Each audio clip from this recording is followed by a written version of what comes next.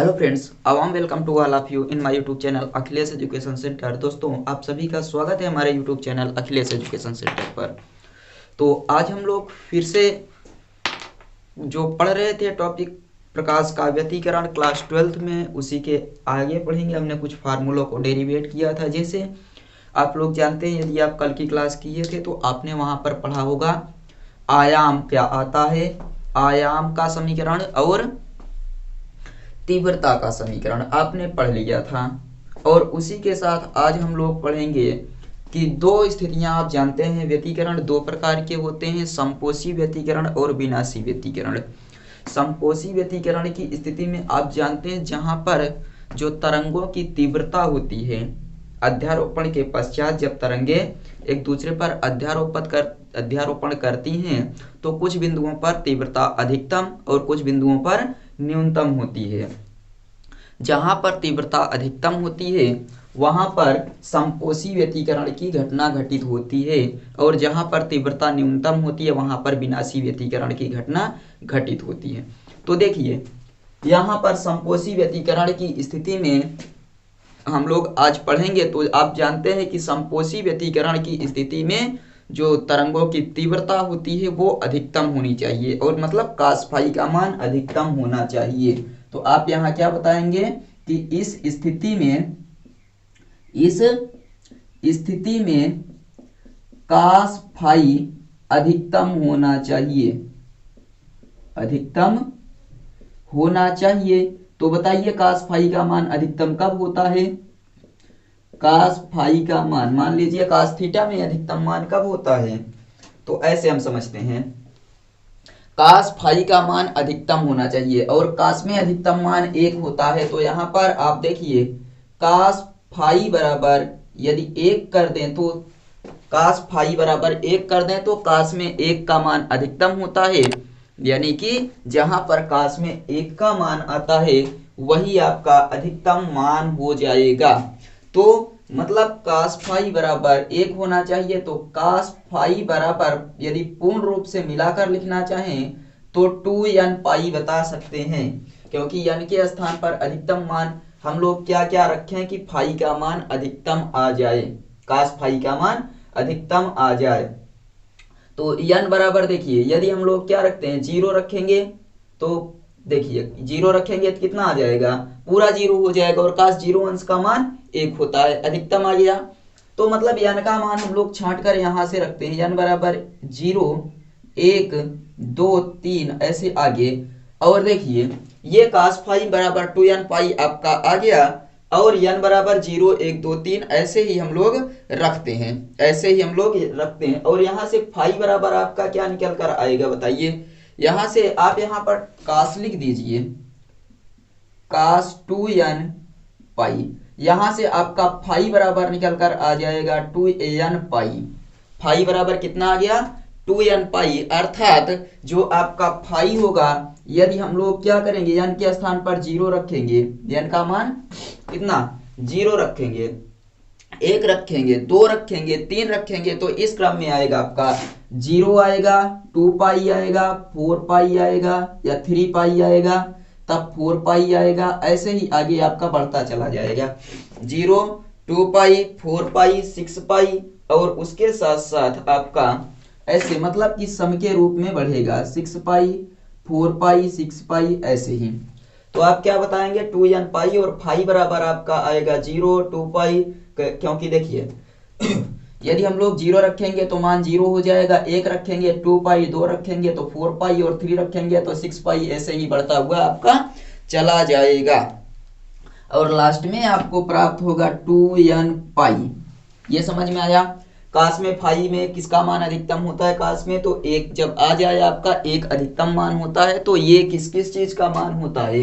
यदि हम 2n पाई रख दें तो ये cos का अधिकतम मान आ जाएगा। तो 2n पाई का मतलब है cos 0 अंश, और उसके बाद यहाँ पर फिर से 1 रखेंगे तो 2 पाई cos 2 पाई, cos 2 पाई, और उसके बाद फिर से हम लोग कितना रखेंगे, 2 रखेंगे तो 4 पाई, यानी फाई का मान आपका 2 पाई 4 पाई के क्रम में चल रहा है, n का मान 1 2 3 इस क्रम में आपका चल रहा है। तो इसको एक बार समझ लिया। चलिए इसके बारे में हम कुछ पॉइंट आपको लिख देते हैं। तो आपको इतना समझ में आया होगा। तो ये समझिए, इससे हमें ये पता चलता है कि अध्यारोपण की घटना में जिस बिंदु पर तरंगे समान कला में मिलती हैं, तरंगे समान कला में मिलती हैं, वहां पर समपोषी व्यतिकरण की घटना घटित होती है। इन चीजों से हमें यह पता चला कि अध्यारोपण के घटना में या अध्यारोपण के पश्चात प्रकाश के व्यतिकरण की घटना में जिस बिंदु पर तरंगे समान कला में मिलती हैं, वहां समपोषी व्यतिकरण होता है। तो हमें एक फार्मूला अब यहाँ पर लगाना होगा। देखिए फार्मूला है, फार्मूला आप ध्यान रखिएगा, कलांतर बराबर 2 पाई बाई लेम्डा गुणे पथांतर। कलांतर बराबर होता है 2 पाई बाई लेम्डा गुणे पथांतर, और कलांतर को हम प्रदर्शित करते हैं फाई से। फाई बराबर 2 पाई बाई लेम्डा गुणे पथांतर को हम लोग डेल्टा यक्स से प्रदर्शित करते हैं। तो फाई बराबर 2 pi by lambda into delta x, और फाई आपका कितना है अधिकतम के लिए, देखिए 2n पाई, जहां तरंगे समान कला में मिल रही हैं तो फाई के स्थान पर 2n पाई बराबर 2 pi by lambda into delta x. 2 पाई से आपका 2 पाई कैंसिल हो गया और आपका बचेगा, देखिए 2 पाई से 2 पाई कैंसिल, ये आपका n लेम्डा आ जाएगा। 2 पाई से 2 पाई आपका कैंसिल हो गया, नीचे क्या बचा है आपका लेम्डा, गुणा कर दीजिए तो ये आपका हो जाएगा n लेम्डा बराबर डेल्टा यक्स। और लेम्डा बराबर यदि हमें चाहिए तो हम क्या करेंगे, n लेम्डा बराबर डेल्टा यक्स आपका आ गया। और उसके बाद देखिए डेल्टा यक्स का मान हमें क्या प्राप्त होगा, आप बताइए। आप n बराबर क्या क्या पढ़ रहे हैं यहाँ पर, 0 1 2 3, 0 1 2 3, तो n लेम्डा है तो सबसे पहले लेम्डा का मान हमें कितना प्राप्त हो जाएगा, 0 यहाँ पर रख देंगे।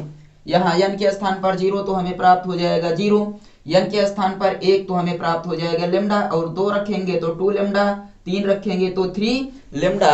इसी क्रम में हमें लेम्डा का मान प्राप्त होगा और ये लेम्डा पहुंचेगा आपका अनंत तक। n का मान यहां से उठाकर हम लोग रख रहे हैं तो ये आपका हो जाएगा पथांतर डेल्टा यक्स बराबर 0 लेम्डा, 2 लेम्डा, 3 लेम्डा, ऐसे ही आपका इनफाइनाइट तक चलेगा। समपोषी व्यतिकरण की घटना में तरंग का अधिकतम आयाम कितना प्राप्त होता है, देखिए हम लोग ज्ञात करते हैं। अब समपोषी व्यतिकरण की घटना में, समपोषी व्यतिकरण की घटना में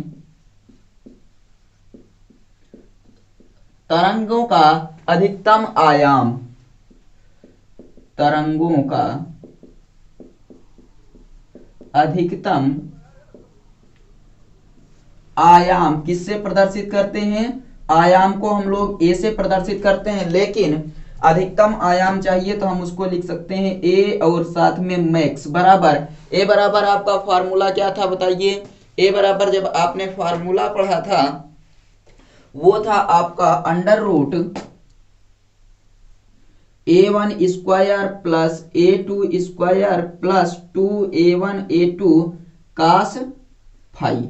यही फार्मूला आपने पढ़ा था a बराबर, क्योंकि आपने a स्क्वायर बराबर a1 square a2 square 2a1 a2 cos phi ऐसे ही आपने पढ़ा था। और a मैक्स बराबर आपका हो जाएगा under root a1 square plus a2 square plus 2a1 a2 cos phi.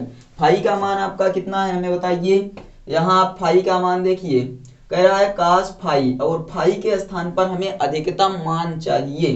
अधिकतम के लिए फाई का मान आपका जाता है यहाँ 2n पाई। अधिकतम के लिए फाई का मान कितना होना चाहिए, कास फाई का मान कास 2n पाई और कास फाई का मान 1 होना चाहिए। तो हम रखते हैं यहाँ पर 1, तो अंडर रूट आपका बनेगा a1 square plus a2 square plus 2a1 a2, और कास फाई के स्थान पर हमें कितना रखना होगा, 1 रखना होगा। देखिए अधिकतम होनी चाहिए 1, तो यहाँ से आपका निकल कर आएगा a1 square plus a2 square plus 2a1 a2, ये आपका a प्लस बी का होल स्क्वायर है, मतलब ये under root a1 plus a2 का ऐसे बनेगा होल स्क्वायर। और आप यहाँ से लिख सकते हैं ये रूट हटेगा और वर्ग भी हट जाएगा, अर्थात आपका आ जाएगा a मैक्स बराबर a1 प्लस a2 का होल स्क्वायर। ये आपका अधिकतम आयाम का फार्मूला है।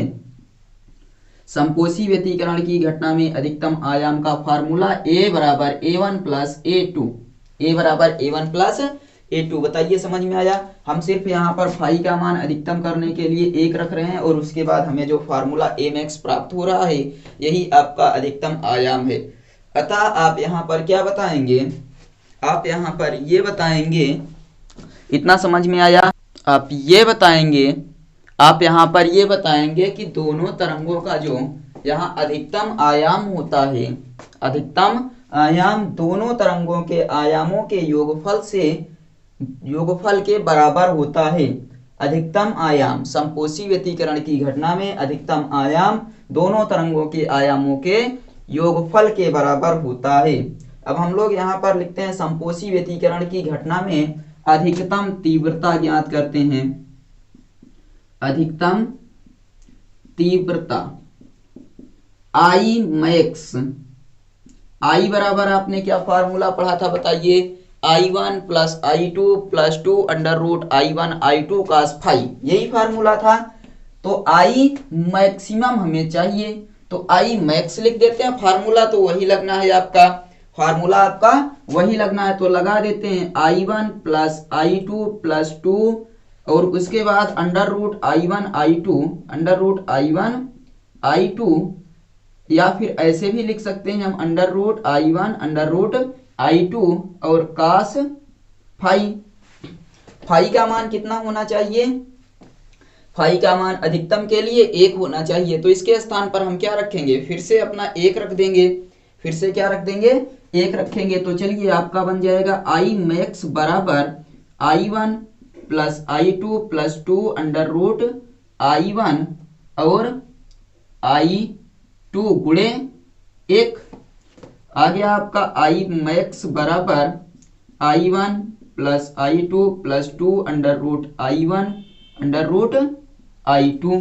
ये क्योंकि 1 से गुणा करेंगे तो इतना ही हमें प्राप्त होगा। और ये आपका एक चीज आप देख पा रहे होंगे, एक चीज आप यहाँ पर देख पा रहे होंगे कि यदि हम लोग यहाँ पर भी रूट लगा दें, क्या करें, I मैक्स बराबर अंडर रूट I1 का स्क्वायर, जब हम लोग क्या करते हैं रूट हटाते हैं तो स्क्वायर भी हटा देते हैं, मतलब आपका I1 ही है, प्लस अंडर रूट I2 का whole square plus 2 under root I1 under root I2। कोई दिक्कत, A square plus B square plus 2ab। तो यहां आप बताएंगे I मैक्स बराबर ए प्लस बी का होल स्क्वायर, ए का मान कितना है, देखिए अंडर रूट I1 का स्क्वायर, अंडर रूट I1 का square, A square B square plus 2ab, तो यहां पर आपका बनेगा under root I1 plus under root I2 का whole square, under root I1 plus under root I2 का होल स्क्वायर। और ये आपका हो जाएगा जो फार्मूला निकल कर आया है अधिकतम आयाम समपोषी व्यतिकरण की घटना में। तो आप यहाँ बताएंगे कि अतः समपोषी व्यतिकरण की घटना में तरंगों का जो अधिकतम आयाम, अधिकतम तीव्रता होती है वो दोनों तीव्रताओं के योग के वर्ग से या दोनों तीव्रताओं के योग से कुछ ज्यादा होती है, या फिर आप बता सकते हैं दोनों तीव्रताओं के वर्गमूल के योग के वर्ग के बराबर होती है, वर्गमूल के योग के वर्ग के बराबर होती है। तो ये आपकी अधिकतम तीव्रता निकल कर आ गई। और उसके बाद अब हम लोग इसको एक बार जल्दी से आप स्क्रीनशॉट ले लीजिए और उसके बाद हम चलते हैं विनाशी व्यतिकरण की घटना में। तो समपोषी व्यतिकरण की घटना में आपका cos फाई का मान अधिकतम होना चाहिए, cos फाई बराबर 1, cos फाई 2n पाई, 2n पाई से 1 होता है, n बराबर 0 1 2 3 कुछ भी आप यहाँ पर 1 से लेकर अनंत तक रख सकते हैं। तो फाई का मान आपको लास्ट में 2n पाई cos से cos एडजस्ट होने के बाद प्राप्त हो जाएगा। फाई बराबर 0 2 पाई 4 पाई, ये यहाँ से आ रहा है n का मान रखने पर, ये आपका हो जाएगा लास्ट में 2n पाई। और अध्यारोपण की घटना में यहाँ से पता चलता है कि जिस बिंदु पर तरंगे क्या करती हैं, समान कला में मिलती हैं, वहां समपोषी व्यतिकरण की घटना घटित होती है। और फार्मूला है कलांतर बराबर 2 पाई बाई लेमडा गुणे पथांतर। कलांतर आपका फाई है, फाई का मान अधिकतम, यहाँ पर 2 पाई से 2 पाई कैंसिल, डेल्टा एक्स यानी पथांतर बराबर एन लेमडा, और एन का मान आप यहाँ देख रहे हैं 0 1 2 3 रखेंगे तो ये प्राप्त हो जाएगा। और यहाँ अब हम निकाल लेते हैं कि समपोषी व्यतिकरण की घटना में अधिकतम आयाम कितना आता है। तो समपोषी व्यतिकरण की घटना में अधिकतम आयाम एम एक्स बराबर जो फार्मूला है रख दिए √a1² + a2² + 2a1 a2 cos phi. Phi cos phi का मान 1 होना चाहिए, रखने के बाद हमें ये प्राप्त हो गया एम एक्स बराबर a1 + a2। अतः अधिकतम आयाम दोनों आयामों के योगफल के बराबर होता है। अधिकतम तीव्रता फार्मूला लगाने पर cos फाई का मान फिर से एक तो दोनों तीव्रताओं के योगफल से कुछ ही ज्यादा होती है। चलिए अब विनाशी व्यतिकरण की स्थिति में देखते हैं, एक बार इसका स्क्रीनशॉट ले लीजिए।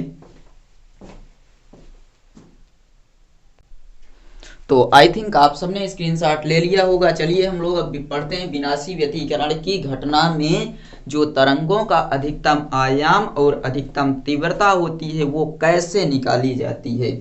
आप थोड़ा थोड़ा ध्यान दीजिएगा, हम यहाँ पर आपको समझाने का पूरा प्रयास करते हैं। तो हमें अब क्या पढ़ना है, समपोषी व्यतिकरण को हटाकर अब हम पढ़ेंगे विनाशी व्यतिकरण। विनाशी व्यतिकरण की स्थिति में जो cos फाई का है मान वो अधिकतम की बजाय न्यूनतम होना चाहिए। इस स्थिति में cos फाई न्यूनतम होना चाहिए, अर्थात विनाशी व्यतिकरण की घटना में cos फाई का मान न्यूनतम होना चाहिए। और जानते हैं cos फाई जो है वो न्यूनतम में कहां तक जाता है, तो न्यूनतम में आपका जाता है -1 तक। -1 सबसे न्यूनतम मान होता है cos में। तो cos फाई के स्थान पर cos 2n -1 पाई इस बार आपका चलेगा। तो ये जो 2n है यहाँ आप लिखेंगे 2n - 1 और पाई, 2n - 1 और पाई। n बराबर आपका यहाँ पर देखिए यदि हम 0 रख देंगे तो क्या हो जाएगा, देखिए 0 रखेंगे तो 0 ये -1 बनेगा, माइनस और पाई हो जाएगा, माइनस पाई बन जाएगा। इसलिए हम यहाँ पर क्या करेंगे, अपना 0 जो है उसको हटा देंगे और 1 2 3 4 ऐसे n का मान चलेगा और फाई का मान यहाँ से आपका आएगा 2n - 1 और पाई, 2n - 1 और पाई आ जाएगा आपका। ये फाई का मान है, ये आपका फाई का मान है 2n - 1 और पाई। तो यहाँ बताइए आपका फाई बराबर कितना प्राप्त होगा। जैसे देखिए हम लोग कितना रखते हैं, 1 रखते हैं, तो 1 रखेंगे तो ये आपका 0 हो जाएगा, 1 रखेंगे तो ये 0 और आपको लास्ट में क्या प्राप्त हो जाएगा, आपको लास्ट में प्राप्त हो जाएगा पाई। तो यहाँ आपका मान आएगा पाई 3 पाई, कितना रखेंगे, 2 रखेंगे, देखिए 2 दूनी 4 -1 3, 3 रखेंगे 3 दूनी 6 -1 5 पाई। ऐसे ही आप आगे बढ़ते हुए चले जाएंगे। तो यहाँ आप क्या बताएंगे, अतः अध्यारोपण की घटना में जिस बिंदु पर तरंगे विपरीत कला में मिलती हैं, तरंगे विपरीत कला में मिलती हैं, वहां पर विनाशी व्यतिकरण की घटना घटित होती है।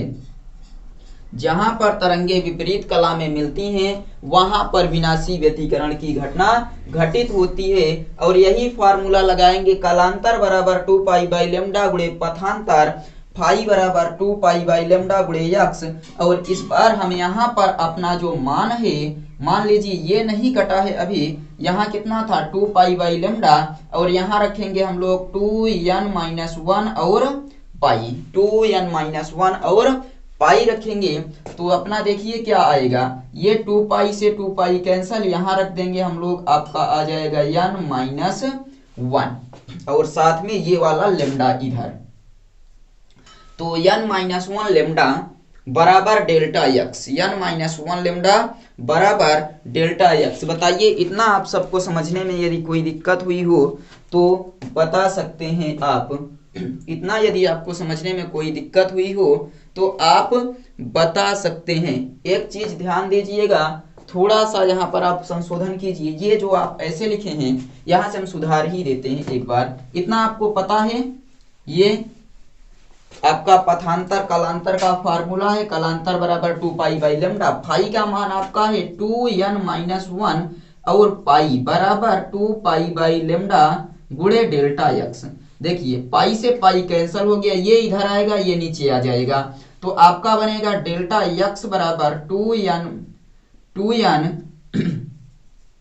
-1 और लेमडा बाई 2। ये लेमडा इधर जाएगा, 2 इधर आएगा, तो ये आपका है किस चीज का फार्मूला, पथांतर का फार्मूला आ गया, डेल्टा एक्स बराबर 2n - 1 लेमडा बाई 2। और यहां से आपका डेल्टा एक्स का मान कितना आएगा बताइए। डेल्टा एक्स बराबर हमें n के स्थान पर कितना रखना है, 1 रखना है। 1 रखेंगे तो ये आपका हो जाएगा लेमडा बाई 2। 1 रखेंगे तो लेमडा बाई 2, 2 रखेंगे तो 4 में से 1 घटेगा 3 लेमडा बाई 2 और 5 लेमडा बाई 2। ऐसे ही आगे आप लोग करते चले जाएंगे। आगे देखिए, अब यहां पर आप लिखेंगे विनाशी व्यतिकरण की घटना में, विनाशी व्यतिकरण की घटना में तरंगों का अधिकतम आयाम या न्यूनतम आयाम यहां आपका बन जाएगा न्यूनतम आयाम ए मिनिमम बराबर a1 स्क्वायर। ये फार्मूला तो आपका यही रहेगा, लेकिन ए मिनिमम के लिए हम लोग क्या करते हैं, माइनस रख देते हैं। और जैसे ही माइनस रखेंगे ये आपका माइनस हो जाएगा, माइनस होते ही आप यहां पर भी माइनस लिखेंगे और ये भी आपका माइनस आ जाएगा।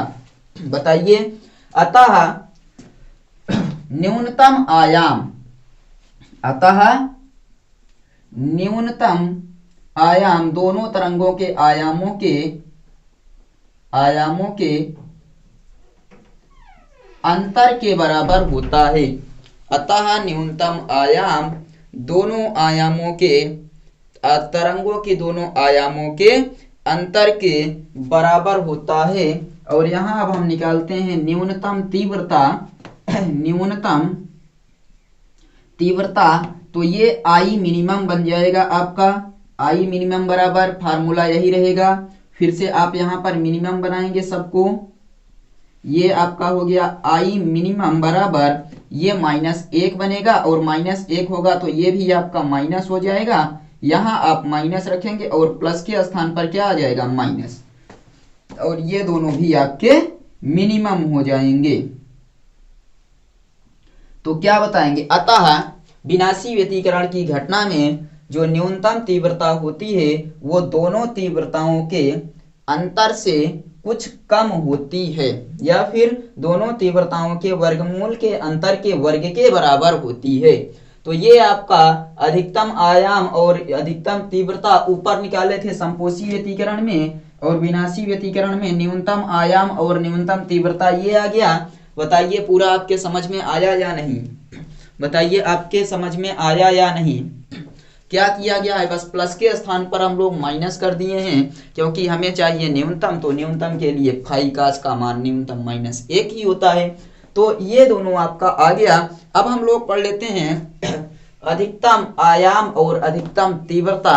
न्यूनतम आयाम और न्यूनतम तीव्रता के बीच क्या संबंध है। तो संबंध देखिए, यहां पर आई मैक्स बटे आई मिनिमम, यहां देखिए आई मैक्स बटे आई मिनिमम बराबर क्या हो जाएगा, बताइए। आई बराबर आप पढ़े के ए स्क्वायर आपने पढ़ रखा है पीछे की क्लास में आपने आई बराबर के ए स्क्वायर पढ़ा था। तो के ऐसे लिख सकते हैं, के ए स्क्वायर बटे के, ये A1 और इसको A2 नाम दे सकते हैं, या फिर आप इसे नाम दे सकते हैं अधिकतम के लिए ऊपर वाला और न्यूनतम के लिए नीचे वाला। तो ए ऐसे रखिए, के से के आपका कटा, A1 स्क्वायर बटे A2 square, I max A1 के लिए आपका प्लस में कितना आया था बताइए, A मैक्सिमम।